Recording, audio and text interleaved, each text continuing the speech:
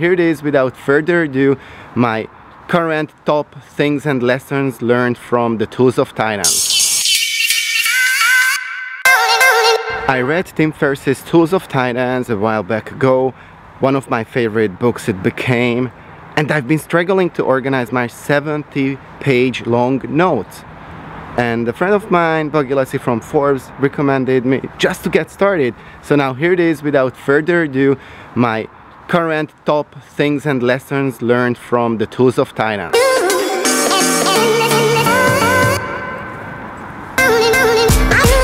There are so many book recommendations in the Tools of Titans, but if I could only recommend one, if you are working with teams or people, a very nice and easy read is the Handbook for New Employees by Gabe Newell. I'm lazy ass, and I always had a hard time to get started with new things or even keep on doing them and persist.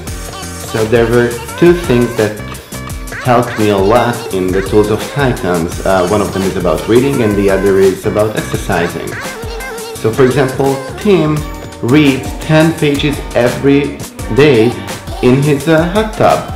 And that's a very cool thing because being in a hot tub, I love that. So he just combines one thing that he loves and adds the thing that he wants to do and persists. The other thing is about exercising, the New Year's resolution and everybody wants to go to the gym, but that's not the way to do it and go 3 or 4 times a week, which I do now. But to get started, start with as small of a chunk as possible. For example, 1 push-up when you wake up and 1 push-up when you go to bed. 1 push-up.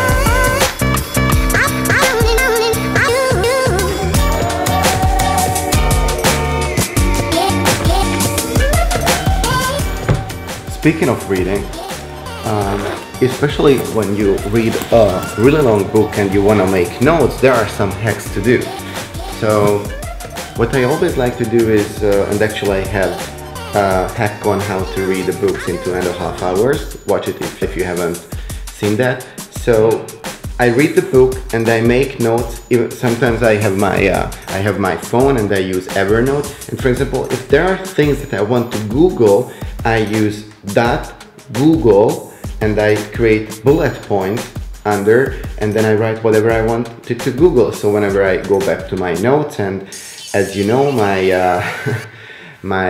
Tools of Titans notes are 79 pages long, it's hard to find anything. So when I just go and find .google, this is the first thing that comes out. So this is one I do, and you can do with quotes or interesting thoughts. Just figure out your own shortenings. For example, Tim Ferriss uses RT because RT is the less common letter combination in the English language. So this way, whenever he searches for RT, he will find whatever note and bookmark he did. Sorry, it's not RT, but TK.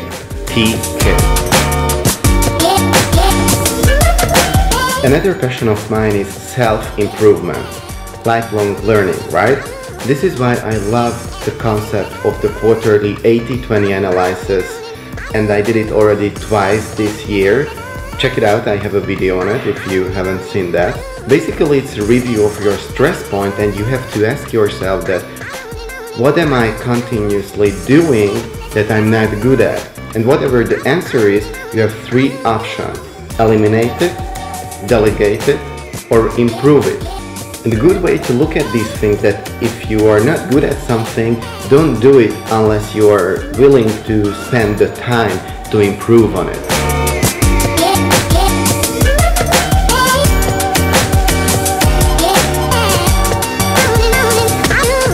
Another thing that Tim Ferriss introduced me to is Stoicism.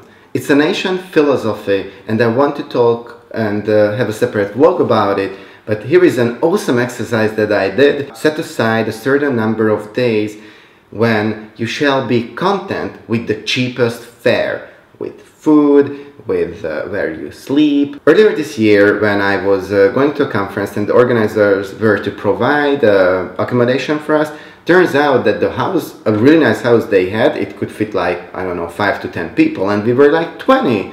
So instead of getting mad, I looked at it as an opportunity, and what I did was find the darkest closet room, and I was sleeping on the floor without a mattress. I decided to eat the minimal food, don't take public transportation, don't use my phone just for communication, and live on the lowest means possible. And I did it for 5 days. And the world didn't collapse, and actually I figured out that all this luxury that we have is not the necessary of our living. And you know, if there is something that you fear and oh my god, you lose something, and if you haven't watched Fear Setting, it's right here, the world won't collapse. The worst possible scenario is something that you can just repair and climb back from it to where you are, or where you were, or even to a better position.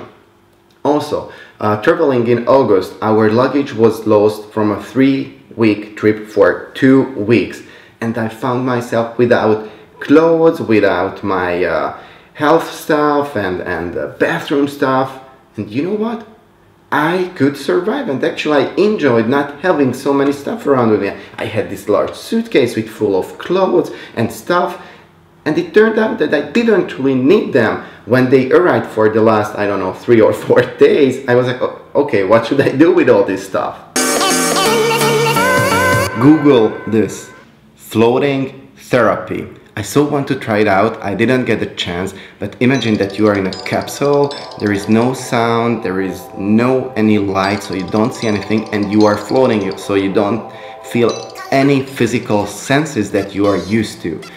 I believe that it's very close to any psychedelic or spiritual or very meditating, focusing experiences, and I just so want to try it, so I recommend it to you as well. And if you did, share it in the comments.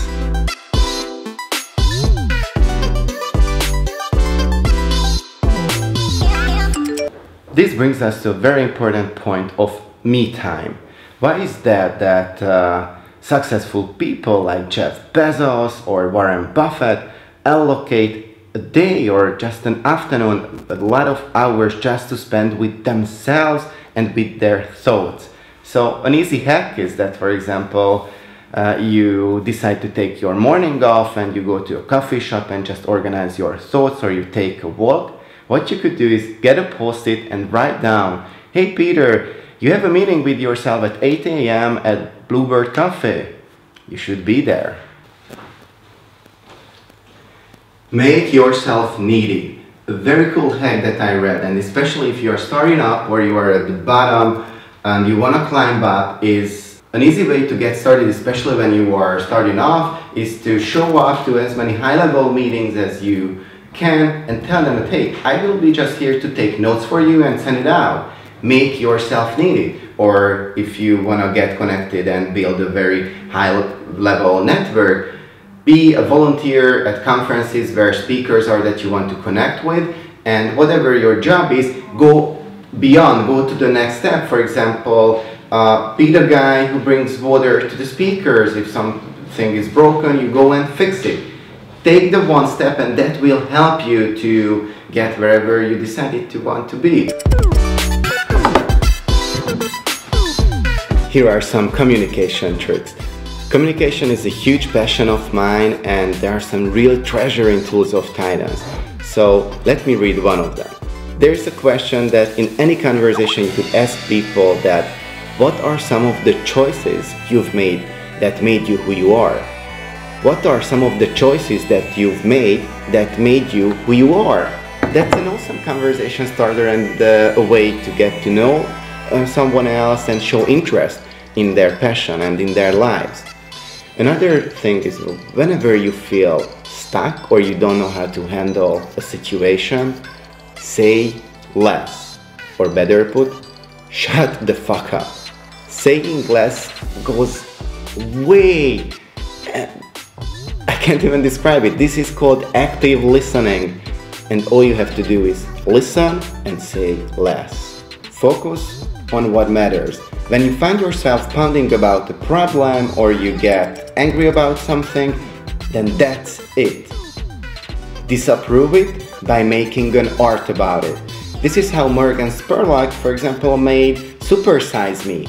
Also, Casey Neistat, awesome vlogger, he made a video about bike lanes in New York. Kevin Kelly wrote this amazing article called The 1,000 True Fans, and Eric Weinstein describes this effect amazingly. General fame is overrated. You wanna handpick 2,000–3,000 people, and that's your audience. This is what you should focus on, especially now that I started vlogging. This way of thinking is a game changer for me.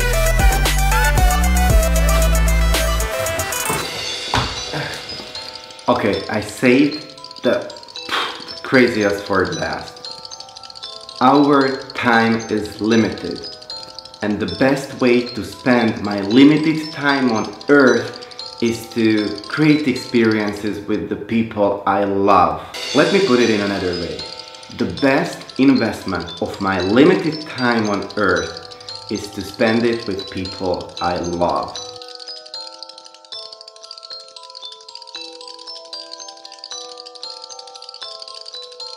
So here it is, there you have it.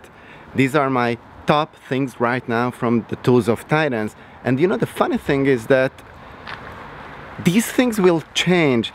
This is without any objective review. This is what I use now, and I'm sure it will change in the following years. As Tim Ferriss puts it, that 50% is the book is, yeah, okay. There will be 30–40% that you are, yeah, that's super good. And these were my 10% as he describes, that is like mind-blowing.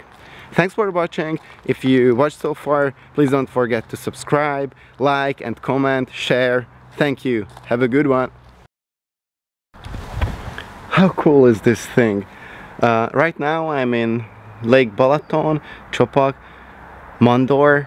It's an amazing place. This is not a paid advertising, but I just love the vibe and the people here. Check it out.